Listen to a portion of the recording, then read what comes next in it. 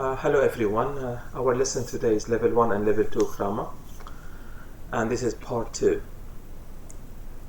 Now, question 13, what are finite verbs? Give 2 examples. A finite verb agrees with its subject, and this verb has a tense. Because tenses are important in English, and as you know, we've got 12 tenses, so we have to know how to use finite verbs, which means each verb must have a tense. So if you look at this example, I am eating an apple. I am eating an apple. Now is finite because it is the present, but eating is not finite and it has no tense. I repeat, eating is not finite and has no tense, unless you use it with another tensed verb. So finite verbs are sometimes called main verbs or tensed verbs. So again, if you look at this sentence, is present simple, eating has no tense, and because I use and eating together, this is now present continuous. But I cannot use eating on its own. I cannot say I eating, so it's wrong. But I can say I am here. This is correct. So is present simple. Eating doesn't have a tense. This means is a finite verb and eating is not a finite verb. I repeat, has a tense, eating doesn't have a tense. So when you use any kind of English, try to use finite verbs, which means verbs which have a tense. Very good. Now, number 14. What are content words? Content words are the most important words in a sentence. Number 1 is the main verb, the adjective, the noun, and the adverb. Now, if you look at this sentence, if you visit me, I will help you with shopping. So here, visit is a main verb, help is a main verb, and shopping is the noun. So in this sentence, these are the most important words, and we call them content words. Now, I explained before, like a main verb is the most important word in a sentence. After the main verb, we have the noun. It is the second important word in a sentence. Number 15. What are function words and what are they? Function words have little meaning on their own. So function words have little meaning on their own, and they only show grammar relationships in and between sentences. Examples of function words. So we've got pronouns. Pronouns, we have many types of pronouns. Some of them come before the verb. Examples: I, you, he, she, it, we, and they. And some pronouns come after the verb, like me, you, him, her, it, us, and them. Articles, we have a, an, and the. Determiners, what are determiners? Determiners are any word or words which come before a noun.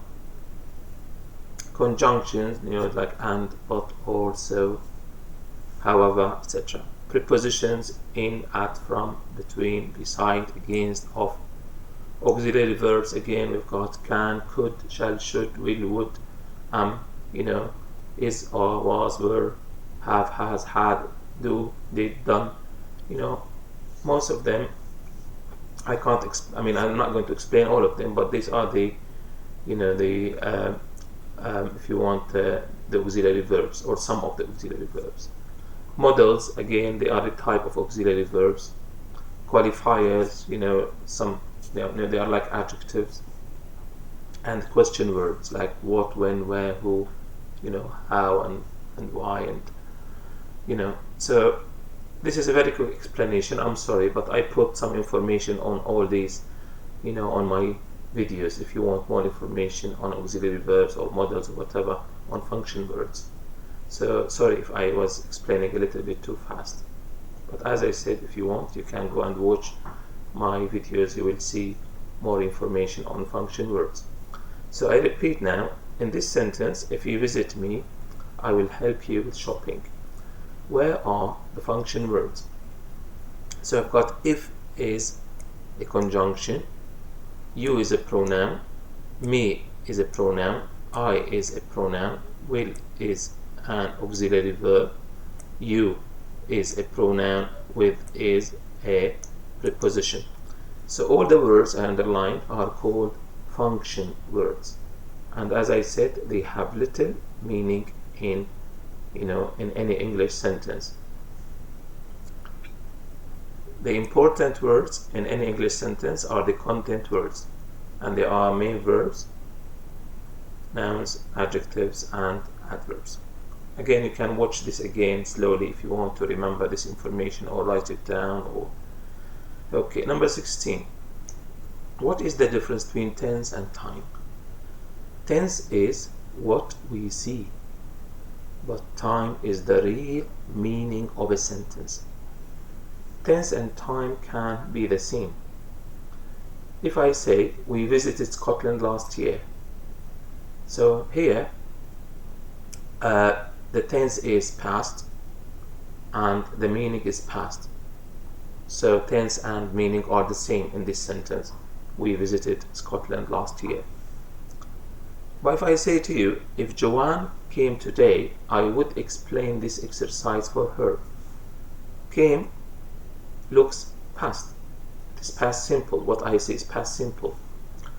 And the meaning in this sentence is present or future.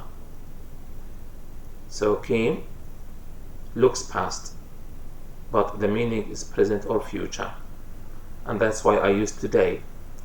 So what's the meaning of this sentence? I want to explain the meaning of this sentence.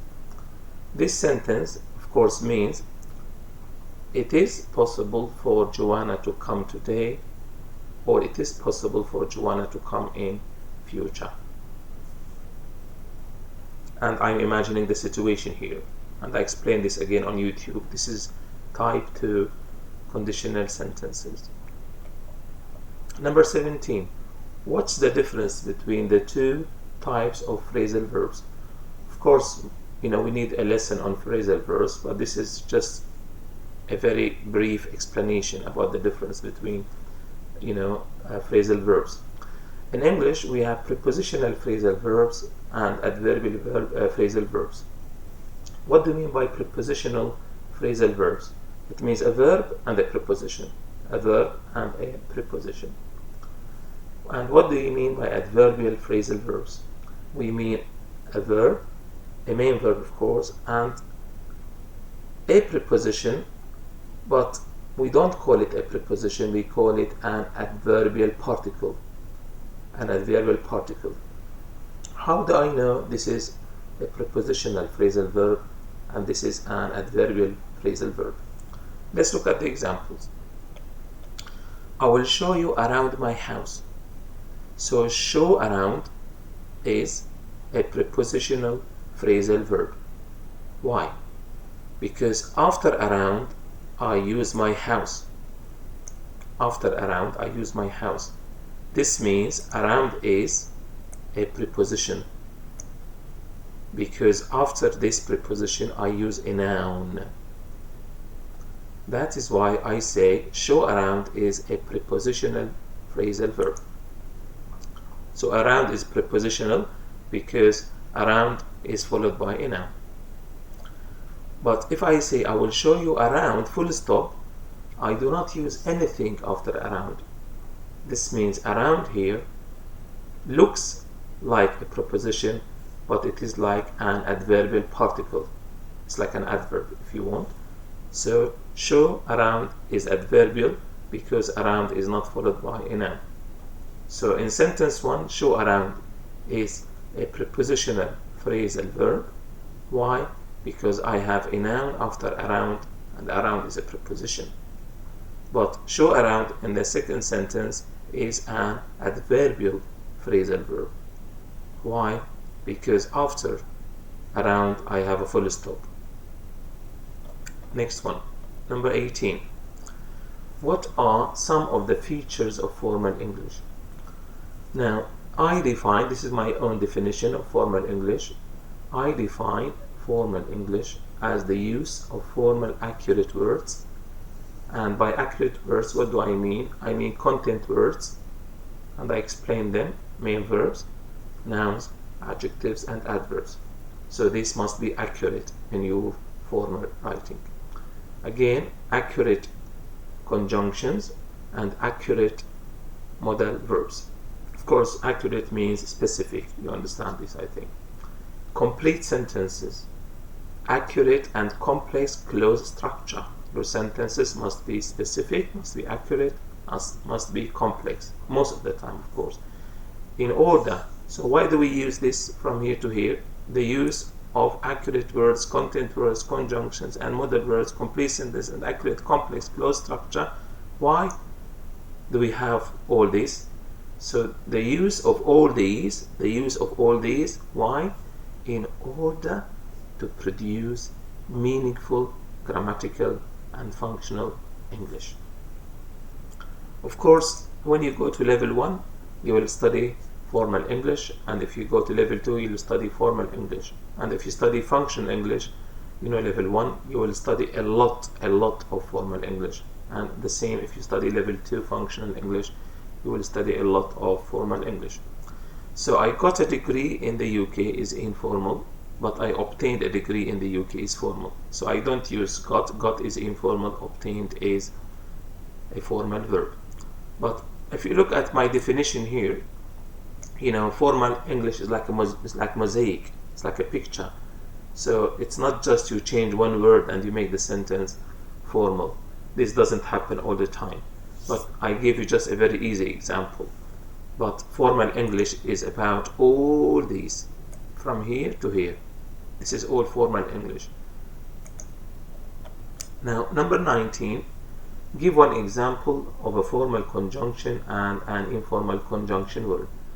So is informal and therefore is formal, and they have the same meaning. And also we can say like but is informal, however is formal, and is informal in addition is formal. And of course, again, I think maybe you need a lesson on that as well. Number 20, give 5 examples of the organizational features of texts. Sometimes they call them, if you want, I can put this for, they call them formatting or printing features. So I will add this. If you look here, you can find the answer, some of the answer here. If you look at this one, this is B, which is bold, and this is I, this is italics, and this is U, which is underlined. So that's bold, italics, underline. Title, subtitle, picture, web links or tabs, and other things. So these are the formatting or printing features. When you look at text, it may have some of them, it may have some different ones. I just give you 5 of them, but we have more formatting or printing features of texts. This is a reading question, but again, you can use it in your writing. 21. What does grammar study? Now, grammar studies how we make words and how we make sentences. Of course, how we make words, this is what we call morphology in English, and how we make sentences, we call it syntax. But this is a bit difficult for you. If you know that grammar studies how we make words and how we make sentences, that's enough. Now, what's unreal past? So unreal, which means it is past, but it is not real. What does this mean? It means it looks past, but the meaning is not past. So unreal past is a verb which looks past, but it is not used but it is used in the present. So if you look at this sentence, it is time we studied, it is time we studied our grammar book. So studied here looks past, but the meaning of this sentence is present. And in English, every time we use it is time and use a sentence after it, this sentence must be in the past simple. It's like a grammar rule. And as I said, studied looks past, it is unread past, and the meaning of this sentence, of course, is present, and that's why I use it is time. 23. What is a subjunctive? Subjunctive is a grammatical mood. It's a verb category. It's like type of verb. And because verbs, especially main verbs, are the most important words in a sentence, so I'm explaining this to you. Subjunctive is a grammatical mood. It's a verb category. But we do not use it a lot in modern English. We generally see the subjunctive in the third person singular of the present tense, where S can be deleted. So let me explain this. I recommend that David take driving lessons. So if you look here, take is a verb and take is the subjunctive, and it is correct to say David take. It is not wrong English because this is the subjunctive case. How do I know it's subjunctive? When you start with recommend, if you use recommend, the sentence after recommend must have the subjunctive. I repeat, when you start with I recommend, the sentence after recommend must have the subjunctive. And it's not only recommend, we have many verbs like I request, I demand, etc., etc., but I just give you an example. It is possible to say I recommend that David should take driving lessons. So you can say I recommend that David should take driving lessons. But if you delete should and you say I recommend that David take driving lessons, this is correct English. And if you use it like this, it means you show you are very good at using the subjunctive case, which is a verb, category. Now, look at this one here. We say if I were, if you were, if he were, if she were, if it were, if we were, if they were. So all the time we use were. We don't say if I was wrong. We don't say if she was. Now, this is again the subjunctive when we make a wish again. So if I say if I were a police officer, I would help people. So he were looks past, and I am imagining the situation. Were, is past, but it is not past. It is, the meaning is present and future. So, but why do I use past? Because I'm imagining the situation. And I explained type 1, type 2 and type 3 conditional sentences again if you want to watch my videos. How many infinitives are there in English? We have 2 infinitives. So what's an infinitive? Infinitive is the basic form of a verb, the base form. What's the meaning of base form or basic form? It means the verb before we add anything to it. So infinitive means the verb before we add anything to it. So infinitive, I read this slowly, is the basic form of a verb, basic form, before we change it or add anything to it. To go is infinitive, but these words are not infinitive. So goes is not infinitive. Going, because it has es. Going has got ing. Went is past. So I changed go into went. So again, all these are not infinitive. But go or to go is infinitive with to. This is the verb before we add anything to it or before we change it. So we have infinitive with to and infinitive without to. Infinitive without to. I put this. Now, help in English can be followed by infinitive with to or without to. So I can say I want to help people to learn. I use infinitive and I use the verb, and I can say I want to help people learn. I can delete to. It is correct English. So I say after help, I can use infinitive with to, or after help, I can use infinitive without to. Thank you for watching part 2 of my video. Please click on subscribe if you want to watch more videos in future. Thank you very much.